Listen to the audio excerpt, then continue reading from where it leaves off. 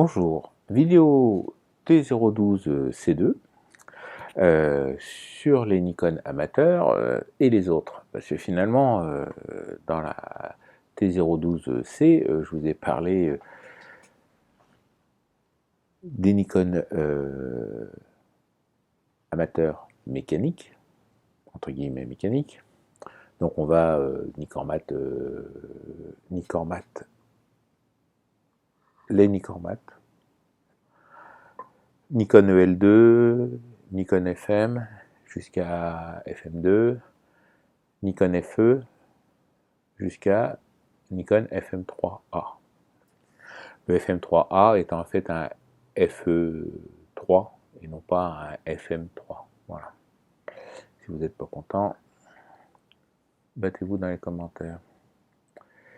Et puis EM jusqu'à FG20, et ça c'était vu donc dans la vidéo d'avant, dans la vidéo T012C. Et je me suis dit, bah, t'as pas parlé des boîtiers amateurs de la génération autofocus. Alors pour la bonne et simple raison, c'est que je n'en ai pas. Je n'en ai pas, parce que j'ai vécu cette évolution-là. Moi, je faisais de la photo avant, je les ai vus apparaître. Et je les ai. Mais moi, j'avais déjà, à l'époque, j'étais déjà en Nikon F2. J'étais déjà en Nikon F2. Alors, vous allez dire, oui, le Nikon F2, il n'est pas autofocus. Bah oui, mais on peut vivre sans autofocus. Voilà. C'est ça qui est dingue. On peut faire de la photo nette, hein, sans autofocus. Et donc, je les ai vus apparaître, et bien sûr, au prix boutique neuf, et tout ça. Donc, j'en ai jamais acheté. Mon premier boîtier autofocus que j'ai acheté, c'était un Nikon F4 que j'ai acheté d'occasion au début pour le premier. Et puis, j'ai eu quelques déboires de service après-vente avec. Et donc, en finale, je l'ai acheté neuf, quoi. Alors, mon oncle m'a très gentiment donné son Nikon, qui lui, il a acheté neuf très cher à l'époque, dans les années 80. Alors, le premier boîtier amateur autofocus, alors, à cette période-là, Nikon change un peu la donne dans ses boîtiers amateurs. Donc d'un côté, on a le boîtier pro, il n'y en a qu'un seul modèle. Et les boîtiers amateurs, il y en a de trois versions, trois modèles. Il y a un modèle d'appel, un modèle résolument amateur ne connaissant pas la technique. Et de l'autre côté, il y a un boîtier amateur expert. Je me la pète pro, mais j'ai pas les moyens d'acheter le boîtier pro. Ça, c'est à l'autre bout. Et puis au milieu, on a le boîtier amateur averti. Voilà. Alors qu'on a amateur, amateur averti, amateur expert. Voilà. Sachant qu'un amateur n'est pas censé gagner d'argent avec son appareil photo. Donc il n'a pas besoin d'une même endurance, d'une même productivité et comme il n'a pas de revenus liés à sa photo, chaque fois qu'il déclenche, ça lui coûte. Donc on pense qu'il ne va pas faire 200 000 clichés dans l'année. Voilà. C'est en ça que différencie les prix des objets. Et donc, alors par exemple, au jour d'aujourd'hui, dans la série numérique, on retrouve cet étagement. On a la série D3000, qui sont destinés à des amateurs ne s'intéressant pas forcément à la technique. On a le D7200, la série D7000, pardon, le modèle actuel doit être le D7200 ou quelque chose comme ça, qui est destiné à qui offre quasiment tous les avantages des D5, D5, D6 du point de vue des compatibilités, d'objectifs. C'est-à-dire que la série D7000 a encore le moteur d'autofocus intégré dans la baïonnette pour utiliser, y compris des focales fixes d'avant. Vous voyez ce que je veux dire? Alors, et au milieu, on a la série D5000. La série D5000 n'a plus le moteur autofocus dedans, dans la baïonnette. Donc je ne peux pas utiliser en autofocus, par exemple, cet objectif-là, qui nécessite cette monture-là. Ça, c'est une monture AF. AF ou AFD, non, il est AF tout court, il n'est pas AFD. Et voilà. Et donc, cette façon de faire à 3 étages, ça date à peu près de cette période-là. Sur la période antérieure, on avait, alors au tout début, on avait les Nicorex et le Nikon F. Les Nicorex ont été remplacés par les Nikormat et toujours Nikon F. Et voilà, donc on avait un boîtier pro et puis on avait un boîtier amateur. Avec le Nikon EM, ils ont fait un appareil destiné à des gens qui ne s'intéressent pas à la technique, puisque c'est un automatique non débrayable. Ça n'a pas forcément fonctionné au niveau qu'ils voulaient, donc ils sont revenus à l'échelon un peu supérieur du point de vue de l'accès à la technicité qu'on laisse à l'utilisateur. Et voilà. Donc jusqu'à l'apparition du F401, qui est le premier de cette génération, c'est le premier à renouveler avec une génération entre guillemets presse purée. Je dis entre guillemets presse purée parce que pas tant que ça. Voilà, pas tant que ça. Le EM, lui, était vraiment un appareil photo presse purée. Il n'y avait qu'un mode automatique. Alors, il y a un mode automatique et un sélecteur de sensibilité, quelque part, et en plus, l'affichage de la vitesse dans le viseur. Donc, quelque part, on a un mode semi-automatique croisé, parce que rien ne vous empêche de vous servir du sélecteur de sensibilité comme d'un barillet de vitesse. Voilà. Moi, c'est quelque chose que, dans mes débuts, quand je cherchais un petit compact léger pour pas emmener tout mon Nikon très très lourd, j'ai acheté un Minox GT. Bon, le Minox GT, Minox M-I-N-O-X et GT, ce sont 2 lettres derrière. Faites une recherche sur Google Images et vous allez voir que c'est tout petit, et donc il n'y a pas la place pour mettre des barrières de vitesse et des choses comme ça. Donc c'était comme le Nikon EM, on choisissait le diaphragme et puis le boîtier choisissait la vitesse par le mode automatique, mais on avait accès au sélecteur de sensibilité. Donc on avait un bouton de mémorisation, on avait un bouton de compensation d'exposition, comme le EM. Finalement, avec ça, on peut faire tout ce qu'on veut. Mais il faut bien connaître la technique photo pour s'apercevoir que à barillet de vitesse, un sélecteur de sensibilité peut devenir un barillet de vitesse dans un appareil qui a le mode A obligatoire. Voilà.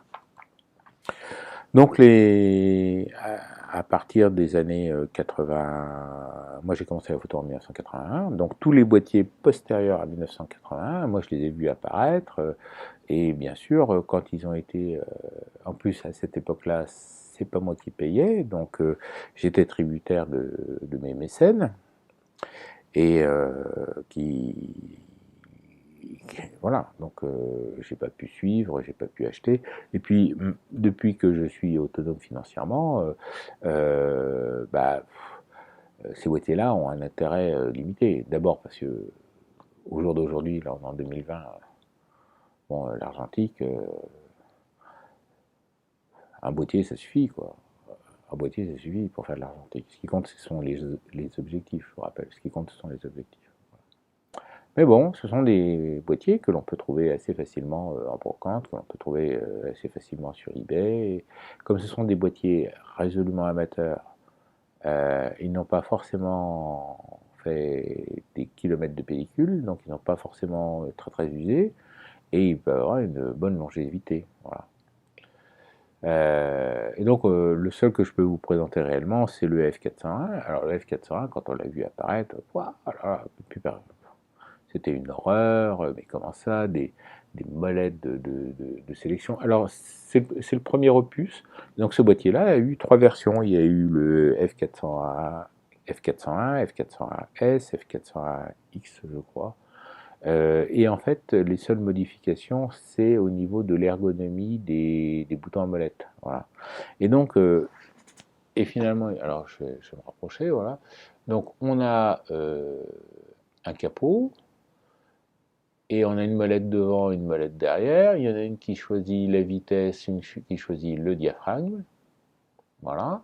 Et, euh, et quand on se met sur la position A pour la vitesse et sur la position S pour le diaphragme, comme il est là actuellement, voilà. Alors il y a un verre fumé devant, hein, donc ça c'est les designers qui ont fait ça. Et ben vous êtes en mode programme quand vous êtes dans cette position-là. Voilà. La visée à l'intérieur est somme toute très très belle. On a un joli dépoli bien uni, bien fin, bien comme ça. On n'a qu'un seul collimateur central, hein. À l'époque, c'était déjà beaucoup d'avoir un collimateur. On n'allait pas vous en mettre deux. Et puis par contre, l'affichage est on ne peut plus succinct puisque j'ai une diode verte pour me dire que l'autofocus est bon. J'ai un plus 0 moins pour le posemètre, et puis basta, c'est tout, hein. Alors quand je suis en mode automatique, bah, c'est le 0 qui s'allume au milieu en disant que l'exposition est bonne, il n'y a pas de souci. Il t'engueule pour te dire que là tu ferais mieux d'utiliser le flash, mais il t'impose pas le flash, il faut le sortir pour toi-même pour le mettre en position et ainsi de suite. Et en mode semi-automatique, bah, on choisit une vitesse. Alors, on choisit un diaphragme, mais par exemple, si je choisis un 4 sur un objectif qui ouvre à 3,5, il va pas être content. Tiens, d'ailleurs, comment est-ce qu'il engueule? Oui, il dit qu'il faut ouvrir, mais bon, je suis même pas sûr qu'il soit capable de voir la différence. Bon, enfin bref. Donc c'est très succinct, chargement de pellicule automatique, et ainsi de suite. Le petit bouton que l'on a là, c'est pas le testeur de profondeur de champ, c'est le bouton de mémorisation. Et puis voilà, quoi. Bon, puis il y a deux boutons pour... il y a un bouton pour actionner le rembobinage qui est forcément électrique, et puis un bouton supplémentaire pour le retardateur. Voilà, le bouton supplémentaire pour le retardateur, il est, il est à gauche là, et puis les boutons de rembobinage, ils sont là, quoi. Voilà, ils sont là. On a une fenêtre qui nous permet de voir défiler le cabestan pour voir que la pellicule avance bien. Et puis là, on a la, la fenêtre DX pour voir les indications sur le canister. Voilà, donc hop, hop, hop. On va éviter de mettre un peu le... Voilà. Quand il y a une pellicule dedans, hop, hop, hop, hop, hop, on voit vaguement, on voit à travers la fenêtre le film qui est chargé. Voilà. Ça sert à ça. C'est un oculaire carré. Alors l'oculaire carré, on l'a vu apparaître avec le Nikon EM. Donc tout ce qui est oculaire carré utilise les mêmes accessoires d'oculaire, pas carré, rectangulaire, excusez-moi. Utilise les mêmes correcteurs dioptriques, les mêmes accessoires, les conditions de visée sont les mêmes que pour les autres Nikon, c'est-à-dire que on a le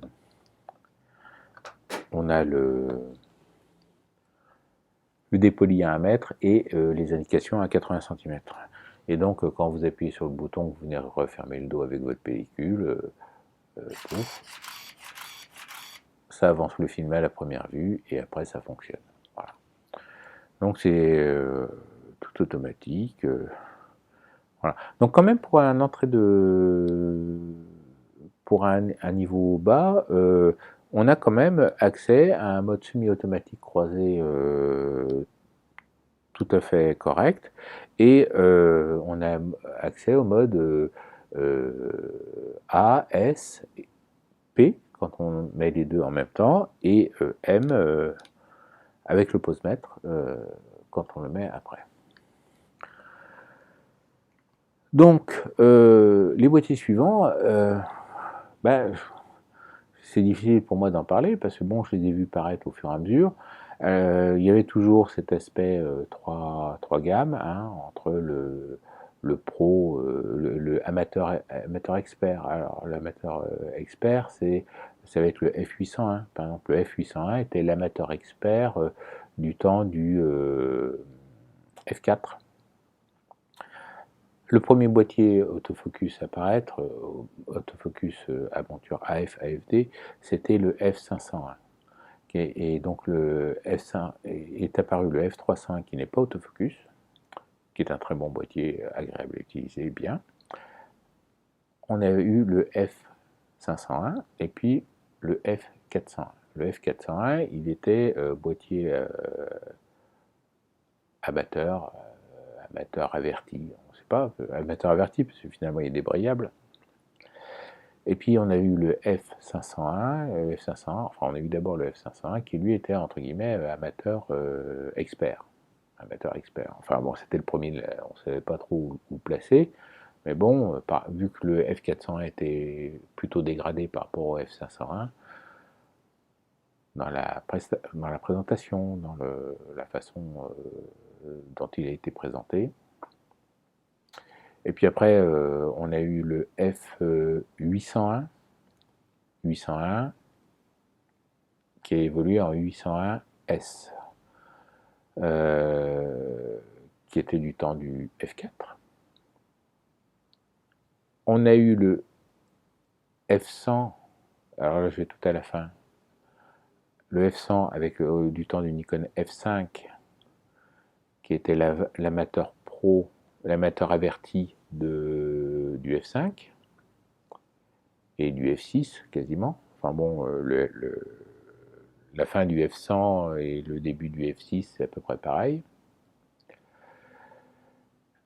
Entre le F100 et le F801, on a eu la série des F90, avec F90, F90X, F90S, je crois, il y a eu 3 versions.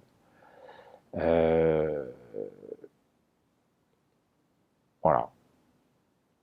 Pour les versions pro. Alors il y a eu peut-être le F80 après le F90 et le F100, il y a eu le F80. Les numérotations ne se suivent pas. Les numérotations ne se suivent pas, c'est un coup. Voilà. Il y a eu le F75, le F70, F80. Ça, c'est les amateurs experts. Et puis, il y a eu des versions amateurs avertis, comme le F60, F65, par exemple, à cette époque-là. F60, non pas le F70, je l'ai déjà dit. Et puis les versions basses qui étaient des F50, par exemple. F50, il n'y a pas eu de F40, des choses comme ça. C'est pas une gamme que je connais très bien, je ne voudrais pas trop dire de bêtises. Le plus simple, c'est d'aller chez Nikon Passion, par exemple, pas sur le forum, mais sur le site, où vous allez trouver les documentations, les arbres généalogiques et les documentations. Et pour savoir si un appareil vaut le coup, téléchargez le mode d'emploi et allez tout de suite vers les dernières pages pour voir quels objectifs sont interdits voilà, à l'utilisation. Et c'est par ça que vous allez vous rendre compte très rapidement, sans lire tout le mode d'emploi, quelles sont les limitations du boîtier. Voilà. Donc, je n'ai pas grand-chose d'autre à dire. Faut lire les documentations, voilà. Soyez éco hein, pour essayer, comprendre, optimiser. Faites des images. Au revoir.